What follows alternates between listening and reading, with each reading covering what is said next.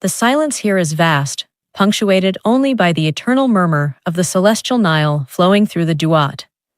They say I am dead. They say Rome triumphed, that my kingdom is merely a province now, my children scattered like seeds on a harsh wind. Perhaps, in the mortal sense, they are right. The ass brought release, a final act of sovereignty they could not wrest from me. Octavian paraded my effigy, not my living self, through the streets of Rome, a hollow victory, a mime show for the masses, while the true queen slipped beyond his grasp. But I am Cleopatra, and I am Egypt. Can Egypt truly die? Can Isis, whose living breath I drew, whose power flowed through me, be vanquished by Roman steel or senatorial decree? Here, where time has no meaning, where earthly power dissolves like salt in water, I see the threads of my life woven into the grand tapestry of eternity, and I seek to understand its pattern, perhaps to set the record straight against the venomous whispers of my conquerors. Their ink may stain the scrolls, but truth resonates beyond the perishable page. Why reflect now? Perhaps it is the prerogative of spirits, this long, clear gaze back upon the shores of life. Or perhaps the habit of command persists. I must order these memories, impose narrative upon the chaos of existence, render account not to Rome, but to myself, to the gods, to the future that flows endlessly from the past. They shaped my story to serve their empire. I shall reshape it according to the justice of Mayat. They called me many things: harlot queen, sorceress, serpent of the Nile, lover of Caesar, consort of Antony, bane of Rome. There is truth and falsehood interwoven in those names, as is ever the case with legends spun by enemies. But first and always, I was Philopator, the one who loves her father, carrying his complex legacy forward. I was Philadelphus, in that strange Ptolemaic way of sibling rule, a tradition meant to preserve power, yet often breeding betrayal. I was Thea Neoterra, the younger goddess, Isis incarnate walking the earth, a role I embraced not merely as policy, but as profound, lived identity. I was the mother of Caesarion, king of kings, the child who embodied the impossible dream, the potential heir to two worlds. I was the defender of my ancestral kingdom, the richest jewel remaining from Alexander's fragmented dream, the last vibrant blossom of Hellenistic power facing the iron fist of Rome.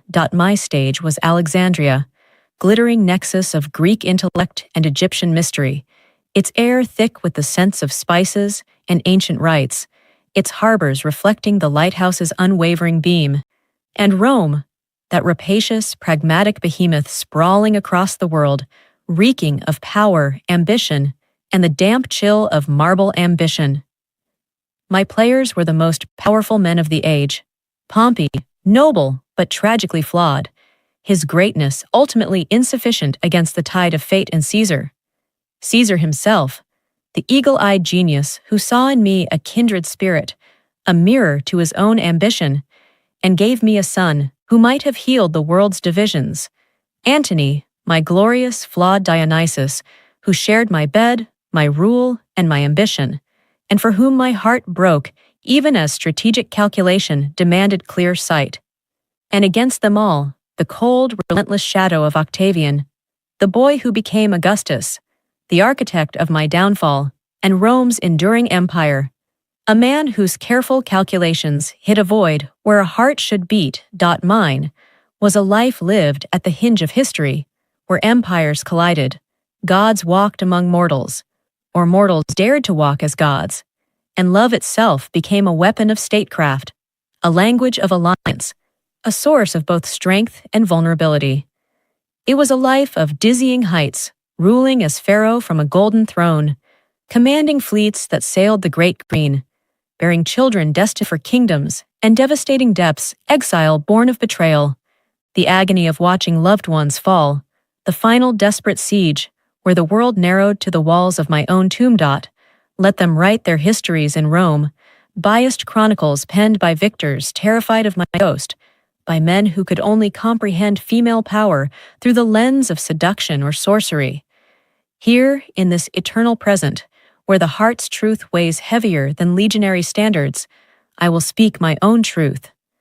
The motivations behind the alliances forged in desperate hope, the sacrifices made not for personal glory alone, but for my kingdom's survival, the fierce protective love for my children that burned hotter than any political fire, the unwavering belief in my divine right and Egypt's sacred destiny. Then. Listen to the whisper of the Nile winds carrying tales from my palace halls, thick with the scent of lotus and intrigue, from the blood-soaked battlefields where empires clashed, from the silent chamber where the asp, messenger of Isis, awaited with its cold, decisive promise. I am Cleopatra. Hear my story, not as the Romans told it, but as I lived it. Let us begin when I was but a child, already sensing the weight of the crown, unaware of the immense, dangerous, glorious destiny awaiting the Princess of the Nile.